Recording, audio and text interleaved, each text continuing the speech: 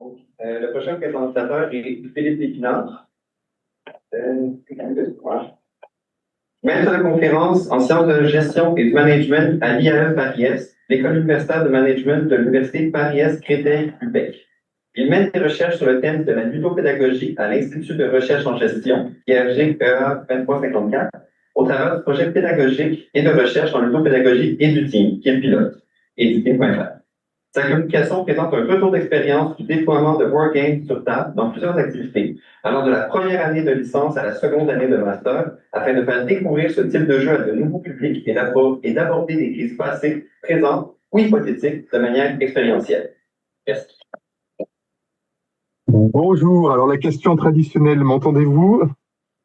Oui. Bonjour. Donc merci beaucoup à toutes et à tous et bonjour, bonsoir. Merci aux évaluateurs pour tous les conseils sur le texte et merci aux organisateurs de proposer ce colloque. J'ai pu assister et écouter via YouTube à une grande partie et c'était vraiment passionnant. Bon, j'espère toutefois ne pas vous décevoir pour deux raisons.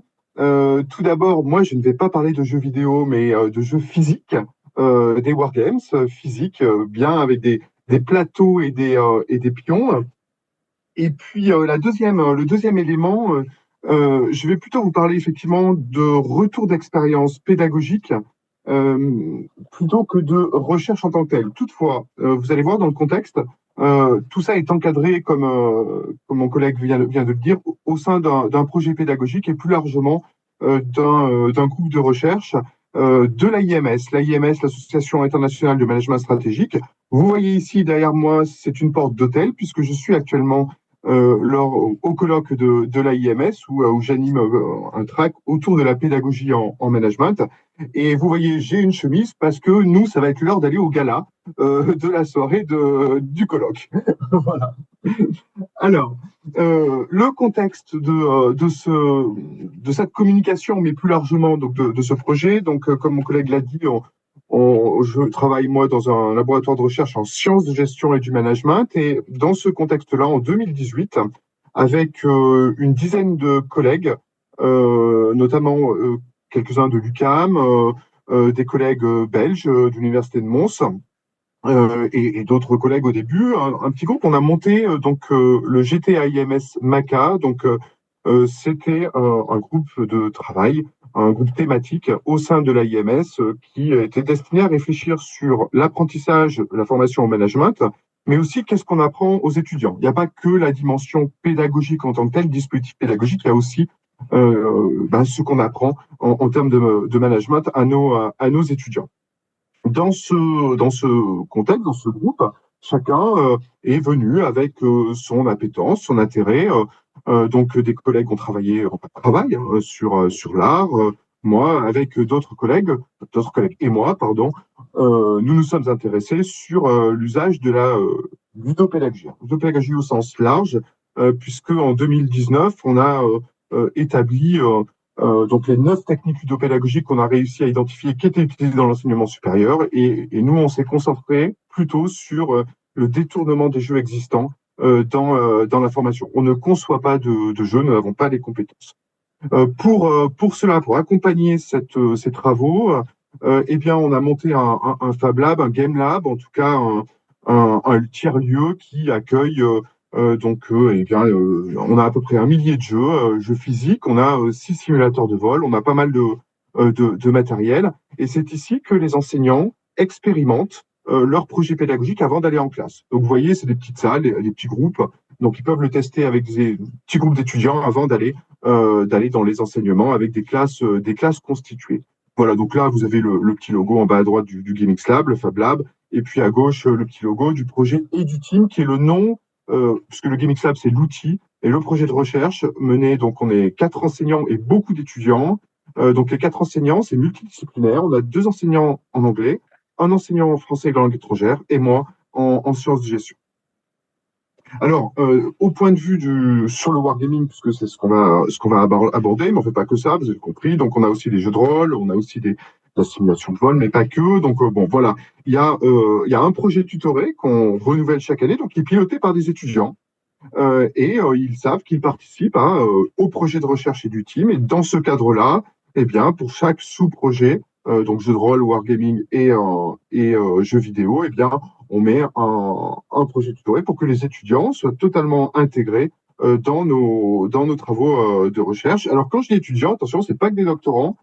Cette année, on a eu une étudiante de première année de licence, donc juste à la sortie de nous, ce qu'on appelle le baccalauréat, donc à 18 ans, hein, qui a fait une conférence dans un colloque scientifique, puisqu'elle s'est passionnée de ça, et elle a voulu parler, son papier a été accepté, bien sûr, on l'accompagne, mais en tout cas, c'est aussi des étudiants qui s'intéressent au projet et qui ne sont pas forcément dans le cadre de thèse ou même de mémoire de Master 2, même si effectivement, plus les étudiants montent, plus ils peuvent apporter, ou en tout cas, plus ça les sert aussi dans leurs différents projets à eux. Alors, pourquoi le wargaming en école de management? Alors, plusieurs éléments. Je vais vous en donner un qui est assez contextuel et assez, alors, j'allais dire français, mais c'est beaucoup plus large que ça, puisque à minima européen, je ne me permettrai pas de dire au-delà, j'ai pas suffisamment regardé, mais européen, on a vraiment une renaissance, ou en tout cas une nouvelle dynamique du wargaming physique. Et justement, un petit peu pour s'opposer, alors s'opposer, c'est un bien grand mot, disons, pour être complémentaire, mais pour aller plus loin que tout ce qu'on appelle nos simulations constructives. Donc la simulation constructive, hein, c'est globalement un wargame numérique avec de l'intelligence artificielle derrière. Là, on est sur du wargaming physique bien classique. Et pour preuve, une association, donc l'Association française d'études de wargaming, a été créée en 2024, dont je fais partie en tant que membre fondateur.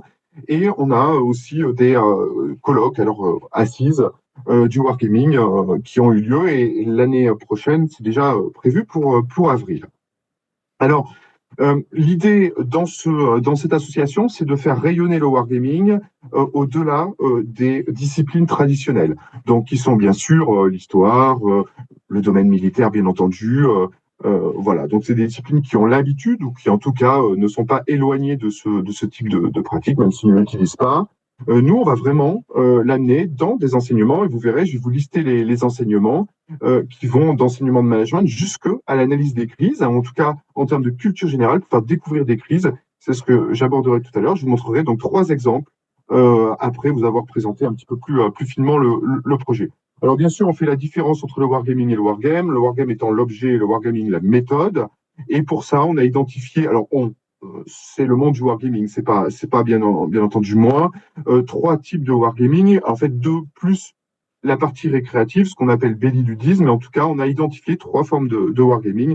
La pédagogique, donc là où on va se servir des outils du wargaming pour transmettre de la connaissance déjà établie.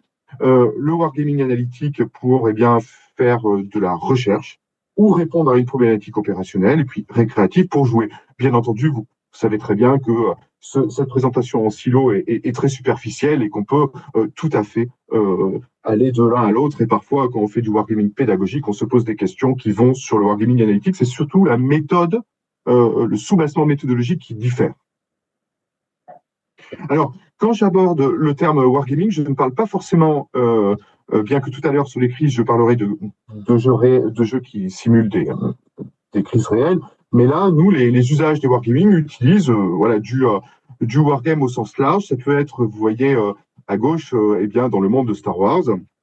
Là, c'est un cours de management opérationnel en 2e année de licence, où eh bien, en fait, on déploie, donc là, il y a plus de 120 figurines Star Wars, et en fait, on se rend compte que finalement, ces scénarios permettent tout à fait d'apprendre le management. Et le concept qui chapeaute un petit peu tous ces usages en cours, donc plutôt pédagogique, c'est ce qu'on appelle l'isomorphisme épistémique. Hein. Isomorphisme épistémique, ça veut dire que finalement, les scénarios que vous mettez en œuvre permettent d'utiliser des connaissances ou des compétences qui sont tout à fait transférables dans d'autres contextes. Donc tout ça, on l'a mesuré. Si ça vous intéresse, j'en parle. Je vais pas plus loin, mais il y a quelques articles qui prouvent l'apprentissage. Voilà. Donc ça peut être des wargames totalement oniriques, ou des wargames qui s'appuient effectivement sur des histoires réelles. Donc là, c'est le même cours avec 3 années d'écart et des jeux différents. Alors, qu'est-ce qu'on fait pour l'instant avec le wargaming? Qu'est-ce qui a été qui est plutôt institué. Donc, on propose des cours de gestion, donc de management, de méthodologie du retour d'expérience et de gestion de projet de système d'information. Alors, le wargaming, comme les jeux de rôle et comme les jeux vidéo bac à sable à monde ouvert qu'on utilise, ont les mêmes caractéristiques, hein, c'est-à-dire qu'ils permettent une très forte agentivité des étudiants, donc un sentiment d'autonomie et de choix.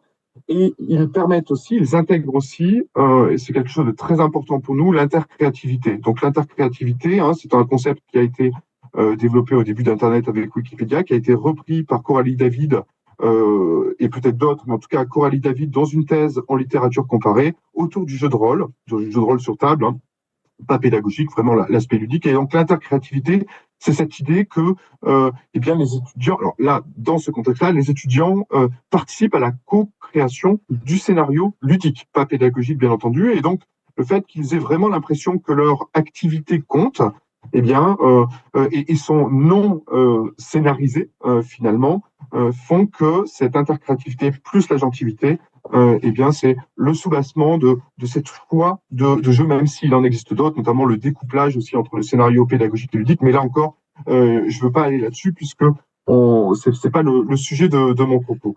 Donc, on utilise aussi des wargames, donc projet tutoré, soit le projet tutoré annuel, comme comme j'ai abordé, mais vous avez vu le logo avant, mais également aussi des projets plus courts, plus ponctuels.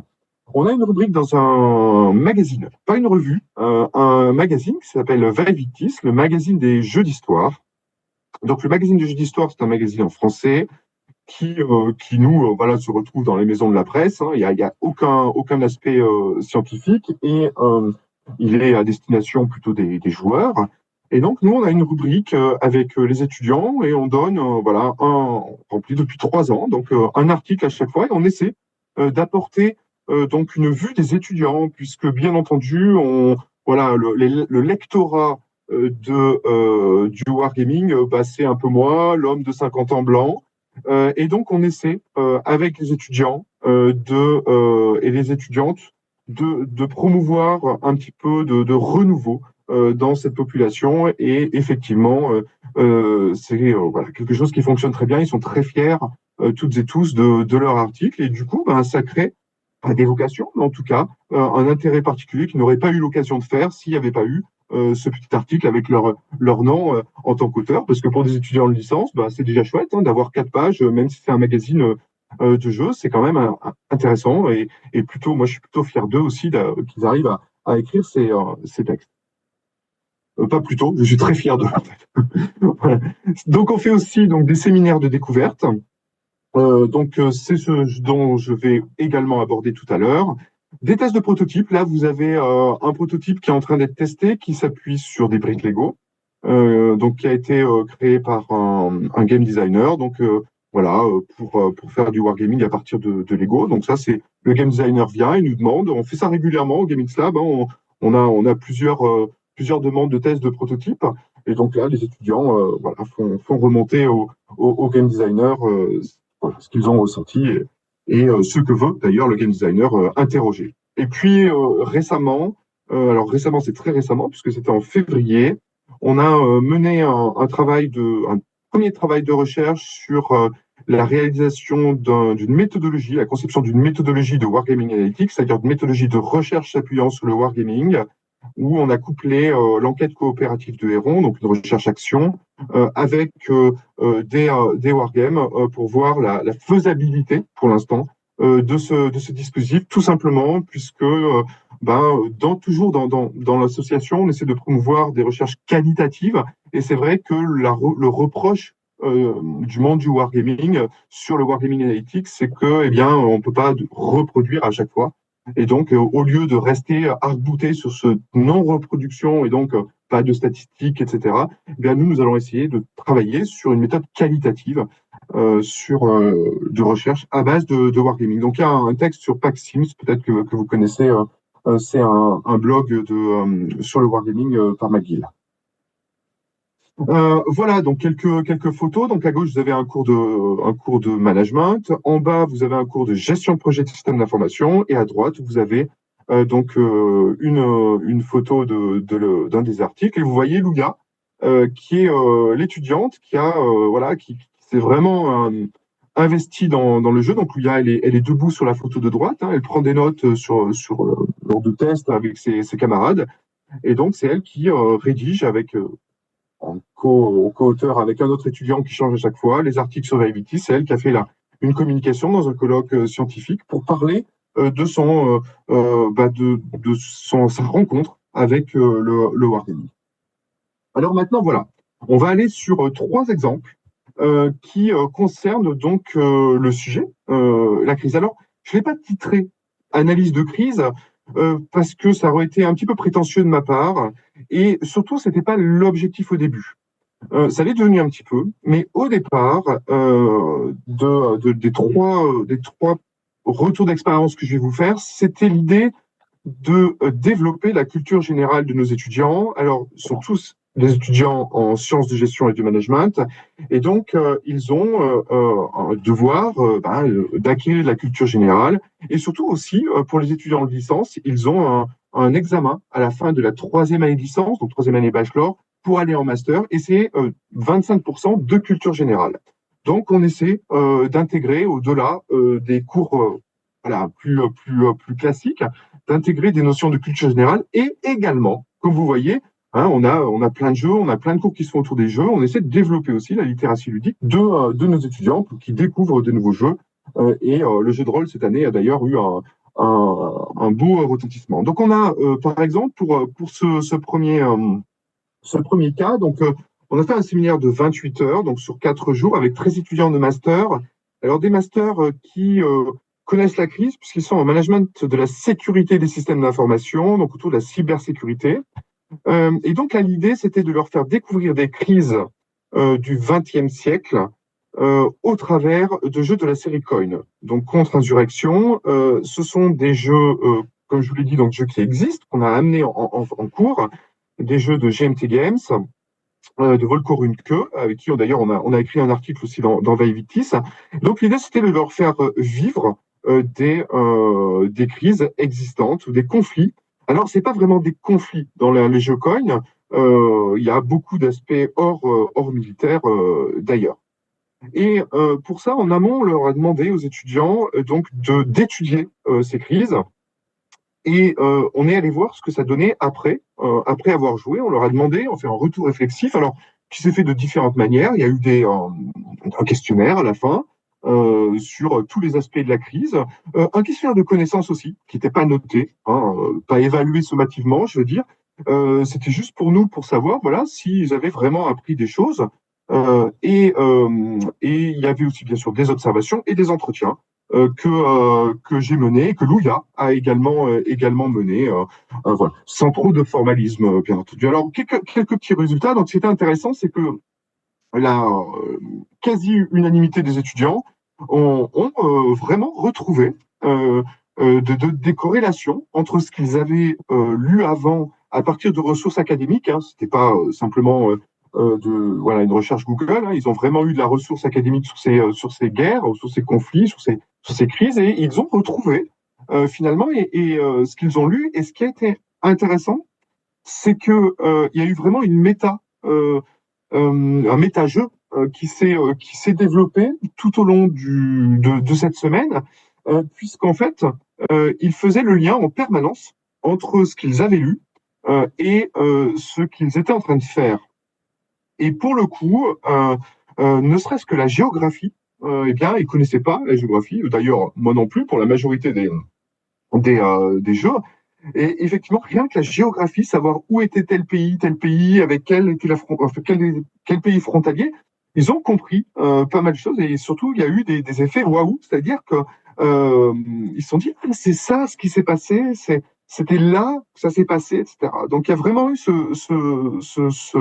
retour extrêmement positif, et les étudiants ont particulièrement apprécié de comprendre ce qu'ils avaient lu de manière expérientielle. On l'a refait donc une deuxième fois avec des étudiants de licence 1. Donc là, ils sortent, nous, du baccalauréat, donc du secondaire, donc sur 12 heures, lors de la semaine de pré-rentrée. Donc, dans cette licence que je dirige, on organise fin août une semaine de pré-entrée où il y a que dans l'université. Et on leur fait visiter les locaux, on leur montre où est la BU, où est le restaurant universitaire, etc. Et puis, on leur propose donc des activités aussi un peu liées à nos spécificités, donc un peu la cybersécurité. Ils ont un capture the flag, ils ont voilà, quelques activités comme ça. Et puis, les étudiants de deuxième année leur montrent aussi quelques cours qu'ils vont avoir. Et donc là, ils étaient 30, donc un groupe plus important, et on leur a donné des jeux beaucoup plus simples que les jeux coin de master, non pas parce qu'ils n'étaient pas capables, mais parce qu'on avait voilà, moins de 2 fois moins de temps. Donc on leur a donné les jeux qui sont fournis avec le magazine Vaivity. Donc Vaivity, vous avez des passionnés d'histoire qui, vous savez, dans ces magazines, des fois, il y a des encarts en plastifié avec des jeux qui sont fournis avec. Eh bien là, il y a des petits wargames. Vous voyez, ça a la taille A3, ça se plie, et ça fait A4 dans un magazine et quelques pions. Et donc, on leur a donné ça. Donc, c'était de 2 à 3. Il y avait même un jeu solo qui a pas plu d'ailleurs, le jeu solo. Mais bon, globalement, voilà. Et donc, on leur a donné ça. Et là, comme je les avais pas eu avant, je pouvais pas leur demander de préparer. Donc, en parallèle de l'apprentissage du jeu, ils allaient chercher. Alors là, comme ils n'avaient pas leur compte, on allait à la BU et puis ils ouvraient les ouvrages qui parlaient de ces crises. Alors là, ça a été très intéressant aussi, puisque eux aussi, de manière unanime, ont trouvé une bonne corrélation entre l'histoire de la crise représentée ou de la bataille et puis le gameplay du jeu.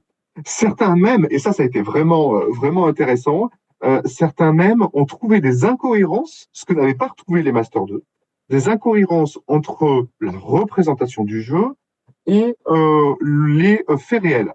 Alors, par exemple, dans la gare de Loglagen, la position d'un radar anti-aérien n'était pas placée au bon endroit. Et donc, c'est eux qui l'ont vu. Ça a été intéressant puisqu'on a contacté l'auteur, on a discuté. Je ne sais pas s'il était ravi, en tout cas, il était content qu'on lui fasse remonter. Mais en tout cas, il y a eu ce point-là qui m'a impressionné, moi. Toutefois, pour certains groupes, donc, je dirais sur les 10 groupes, ils ont eu du mal à s'extraire de la dimension mécanique du jeu et donc des mécaniques ludiques finalement pour avoir ce méta-jeu que les Master 2 ont eu. Voilà. Alors, comme je l'ai fait qu'avec une classe, je peux pas dire c'est parce qu'ils sont en Master 2, c'est parce que c'est en licence. Je connais pas suffisamment non plus tous les jeux, donc c'est peut-être que les trois là ont eu les jeux peut-être les moins narratifs et plus mécaniques. Voilà. En tout cas, il y a quand même eu moins de méta-jeux, mais si ce n'est que eux ont trouvé des incohérences. Alors le troisième retour d'expérience pour découvrir donc des crises. Là, c'est une crise hypothétique, du moins on espère, qui concerne voilà, Taïwan, en gros la mer de Chine. Et là, l'idée, c'était dans le cadre d'un partenariat international informel. J'entends par informel, voilà, j'ai des collègues dans les projets de recherche, on rencontre des collègues étrangers, et puis on se dit, tiens, voilà, un soir, est-ce qu'on pourrait pas faire ça avec nos étudiants? Et on s'est dit, ben, on va rassembler 30 étudiants, donc il y avait 15 étudiants chez moi, 10 étudiants lituaniens et 5 étudiants bosniaques, et on s'est dit, on va faire des parties, donc comme moi, mes étudiants étaient doubles, ben, il y a eu donc une partie France-Lituanie et une partie France-Bosnie. Donc c'est un jeu qui se joue à deux, qui est relativement simple, qui est même plutôt simple en fait, qui représente une anticipation d'une future crise. En tout cas, il est drivé par des cartes. Hein, vous avez des cartes à jouer, puis ensuite il y a les pions classiquement. Il n'y a pas spécialement de combat. Hein, c'est pas comme le jeu que vous avez vu avant. C'est plutôt une vue stratégique. Les combats ne sont pas représentés. Et l'idée, c'était de voir si c'était faisable. Faisable parce que on est à 3 endroits différents et donc on va utiliser un outil qui s'appelle Vassal. Vassal, c'est un logiciel qui permet, voilà, où sont numérisés les jeux physiques et notamment des wargames. Donc c'est un logiciel, je crois que c'est un FLOSS, hein, Free Libre Open Source Software, voilà, qui a des modules et les modules, vous avez les jeux et donc les éditeurs fournissent généralement les modules puissent se rendre compte que de toute façon, les gens qui l'utilisent en numérique, ils achètent la boîte aussi après. Donc, ils sont plutôt intéressés à donner ces modules. Et donc, on peut jouer à distance, puisque Vassal permet ça, sur le même jeu. Alors, là, ça a été un échec cuisant. Aucune des deux parties, vous voyez, je vous livre tout. Voilà. Donc, aucune des deux parties qu'on avait lancées n'a été menée à bout. Le logiciel Vassal a été perçu comme complexe. Alors là, je suis un petit peu dubitatif parce que quand même, mes étudiants sont assez informaticiens. Donc, il faut vraiment que je regarde ce logiciel, mais en tout cas, il a été perçu comme complexe. Et donc, il y a eu un manque d'appropriation de l'outil. Donc ça, c'est quelque chose qu'il faudra que je prenne en compte pour donner un peu de temps, ou en tout cas les accompagner sur le logiciel Vassal, tant que je suis capable de le faire. Et puis, clairement, ça n'a pas marché parce qu'en fait, j'ai choisi le mauvais groupe d'étudiants. Ils étaient très bons, mais ils étaient surtout en apprentissage. Donc nous, vous savez, en apprentissage, c'est des étudiants qui font une seule. Alors, ça dépend des rythmes, mais qui sont à la fois en entreprise et à la fois à l'école. Et les deux autres classes, donc bosniaque et lituanien, étaient totalement en école. Et donc, en fait, les miens ont été complètement débordés par le travail. Et quand ils étaient en entreprise, ils n'ont pas pu poursuivre le projet. Et donc, voilà, j'ai voulu donner ça à mes Master 2. Je n'aurais pas dû, puisque je les ai mis un peu à mal. C'est de ma faute. J'aurais pas dû choisir ce groupe-là. Voilà. Alors, pour bientôt terminer, donc les limites et les perspectives de ce projet. Alors, sur le wargaming, quand on l'utilise dans des cours de management ou dans des cours tout court, on n'utilise pas les règles complètes. Ça sert simplement à stimuler les situations de gestion. Stimuler, c'est bien le terme que j'utilise, et pas simuler. Hein, stimuler les situations de gestion. Et on n'a pas besoin que les règles soient complexes. Là, c'est différent. Pour les trois retours d'expérience, il fallait maîtriser l'ensemble des règles. Et donc, c'est vrai que pour un enseignant ou un formateur ou qui souhaiterait reproduire ça, eh bien, il faut non seulement connaître la thématique, les thématiques et les jeux pour pouvoir aider les étudiants. Ce que moi, je n'avais pas fait, je n'avais pas pris le temps de voir les 10 jeux avant. Et effectivement, ceux qui ont eu quelques soucis mécaniques, ça aurait pu certainement se régler. Des contraintes logistiques, c'est très prosaïque et je m'en excuse, mais quand on a 10 groupes avec 10 jeux différents, eh bien, il faut au moins 3 salles. Parce qu'on peut pas mettre 10 groupes dans une même salle. Voilà, les étudiants ont du mal à se concentrer et c'est tout à fait normal. Et puis, bien entendu, vous comprenez que c'est pas un projet de recherche, en tout cas pas pour l'instant. Donc, ce sont des échantillons trop faibles, puisqu'à chaque fois, il y a un test. En perspective, donc, on va reproduire tout ceci pour l'année 2025-2026, mais tout de suite, on va le relier avec d'autres enseignements, et notamment les collègues qui travaillent sur la culture générale. Voilà.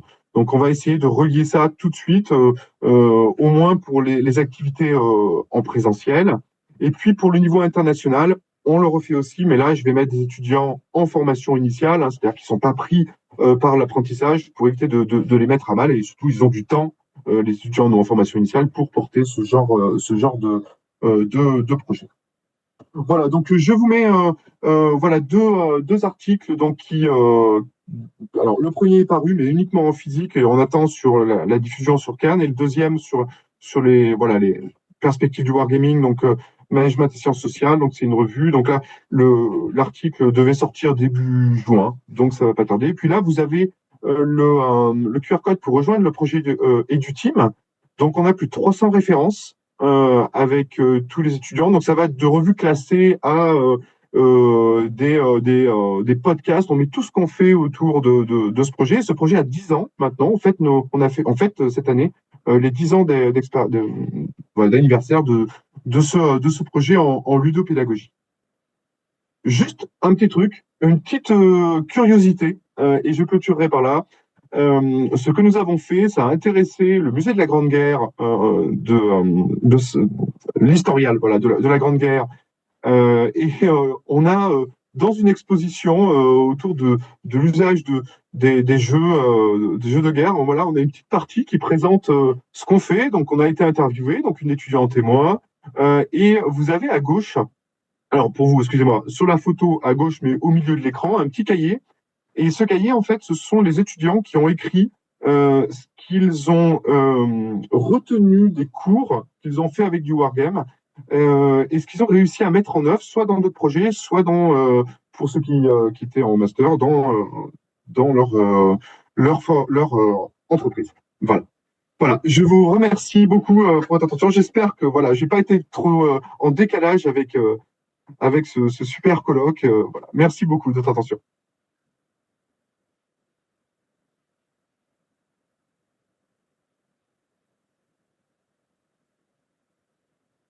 Merci pour la présentation. On a des questions et interventions. Bonjour, merci pour la présentation. C'était super cool de découvrir vos ateliers. Je me demandais, étant donné que vous parliez de mettre le focus un peu plus sur le côté qualitatif, je me demandais si vous avez remarqué chez les étudiants des réflexions un peu peut-être aussi au niveau du côté humain des crises.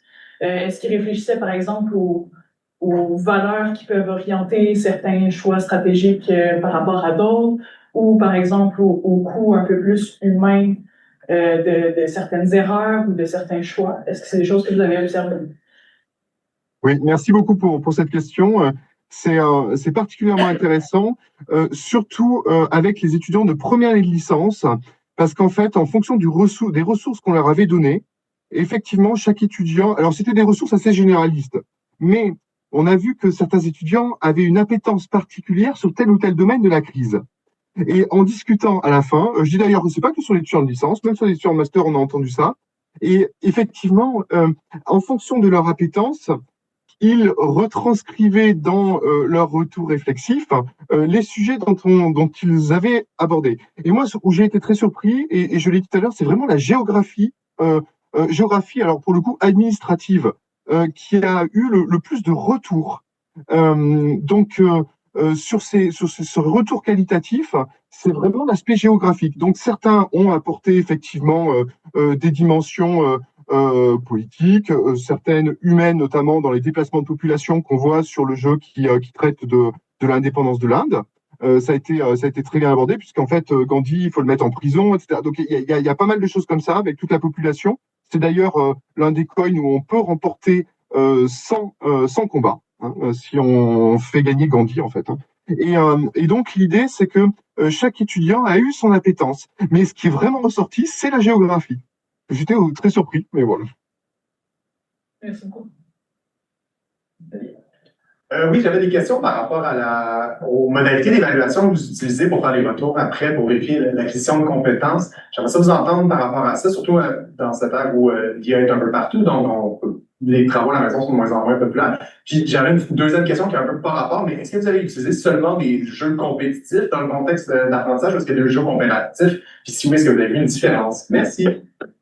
Merci beaucoup pour ces deux questions. Alors, sur la partie donc de culture générale des crises, il n'y a pas eu d'évaluation. C'était vraiment, j'ai pas cherché au départ à savoir s'il y avait de la connaissance. Je voulais vraiment que les étudiants profitent des codes. Par contre, dans les usages des wargames, dans les enseignements, là, on fait de l'évaluation. Et donc là, c'est un papier que je pourrais vous donner où on a reproduit pendant 6 ans le même cours, les 3 mêmes cours pour évaluer. Et là, je vais être très là aussi décevant, je suis désolé, mais on évalue de manière extrêmement classique.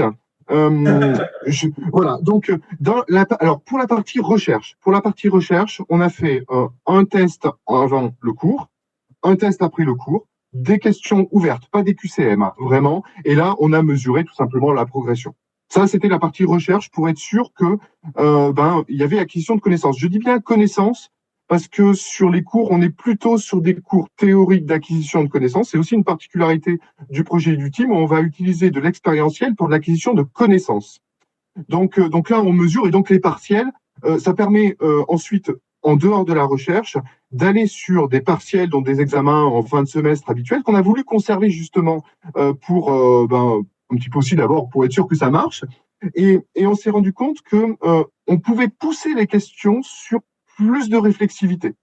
Comme ils avaient vécu la théorie, comme on avait évalué au travers de la recherche l'acquisition de connaissances en tant que telle, on a continué en dehors de la recherche ce pré-test et ce post-test théorique. Et dans le partiel, on amène sur des questions de réflexivité. Exemple, une des questions qu'on leur a demandé, c'est que, ben voilà, maintenant après avoir acquis ces connaissances, est-ce que dans leur projet tutoré qu'ils sont obligatoirement, ils en font 2 ou 3 dans l'année, est-ce qu'ils ont évolué? Est-ce que leur management a évolué? Et donc, on peut poser des questions un petit peu plus évoluées, mais sinon, la vérification d'acquisition de connaissances est de manière extrêmement logique. Toutefois, il y a quand même un deuxième point sur lequel on travaille, c'est l'évaluation intégrative dans des activités intégratives. C'est-à-dire, par exemple, des hackathons, voilà, toutes choses où on regroupe les étudiants dans des activités où ils vont pouvoir mettre en œuvre des connaissances de plusieurs disciplines. Et on se rend compte que avec ces jeux, mais alors là, ça marche aussi pour le jeu de rôle et pour les jeux vidéo comme on l'utilise dans le cadre d'enseignement, on se rend compte que s'ils ne se souviennent pas du nom du théoricien, eh bien, ils se rappellent de la théorie parce qu'ils l'ont incarné. Et ça, c'est chouette. Voilà. Donc voilà pour cette première question. Donc sur l'évaluation. Et la deuxième, excusez-moi. Juste, vous pouvez me redire. Jeu coopératif contre jeu compétitif. Oui, voilà. Oui. Alors, on a fait effectivement des jeux aussi coopératifs. En fait, ce sont des jeux solo, des wargames solo. Donc où on met toute l'équipe et en fait les joueurs vont jouer contre le jeu en retournant des cartes événements. Et là, c'est l'usage qu'on a fait pour la méthodologie de recherche en wargame analytique. Donc pour identifier une méthodologie de recherche, pour éviter à faire de l'arbitrage ou à faire du red teaming, on a fait du coopératif. Dans les cours de management, on fait aussi du coopératif puisqu'on fait aussi du jeu de rôle, tout ce qu'il y a plus classique, avec un maître de jeu et équipe. On n'a pas vu de différence.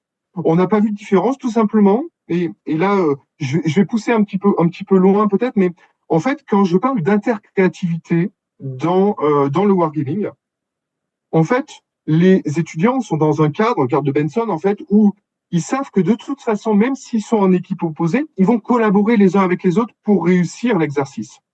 Et c'est intéressant, c'est que s'il n'y a pas de coopération visible sur la table, ben, le fait que les étudiants s'investissent dans le jeu, il y a une sorte de coopération globale de la classe. Et ça ressort très bien dans les entretiens. Cette dimension coopérative dans un contexte compétitif. Alors, c'est pas de la coopétition comme on l'entend en management, mais cette intercréativité, donc cette co-construction collective, ben, en fait, ils se rendent bien compte qu'en participant en opposé, ils participent quand même à la réussite de la session et donc du cours. Merci. Je vous en prie.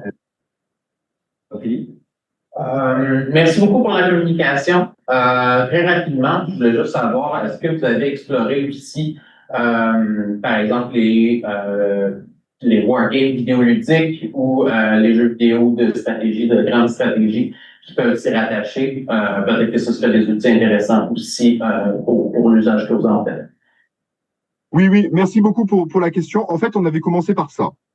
On avait commencé par les jeux vidéo et puis en fait là encore j'ai vraiment l'impression de décevoir parce que je vais dire des trucs tellement prosaïques. Tout d'abord il faut du matériel informatique.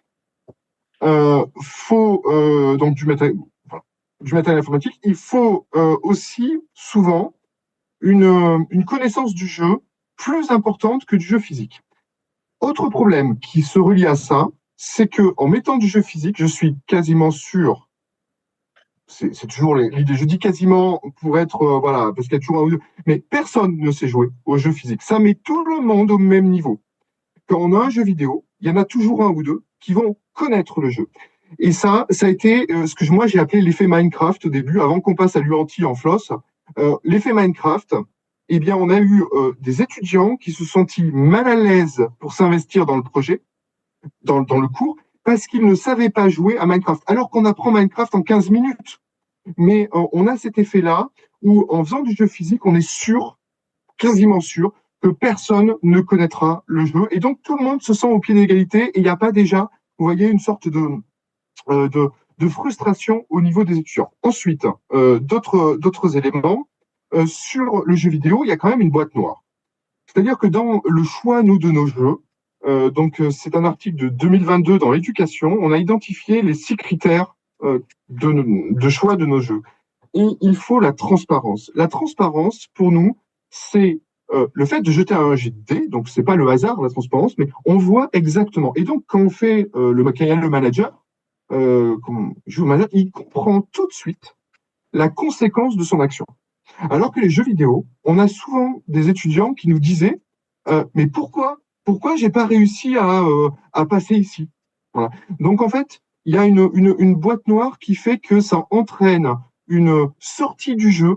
Il y avait un terme, je ne le connais plus, je suis désolé, mais quand on sort du cadre du cadre du jeu, qui faisait que ça brisait cette dynamique. Donc, on a commencé par les jeux vidéo, notamment parce que je dis, moi, je viens de la simulation constructive, donc ça me paraissait simple. Et en fait, ces boîtes noires, cette frustration entre étudiants et cette complexité matérielle a fait que, là, pour 100 balles, j'achète 4 jeux. Et ça fait 10 ans qu'on les utilise. C'est que j'exagère bien sûr, parce que les jeux coins, c'est 100 balles un. Mais voilà l'idée. Pourquoi on est passé aux jeux de société. Et je pense qu'au sein de l'Association française d'études du wargaming, ce qui est en train de se créer, c'est aussi ça.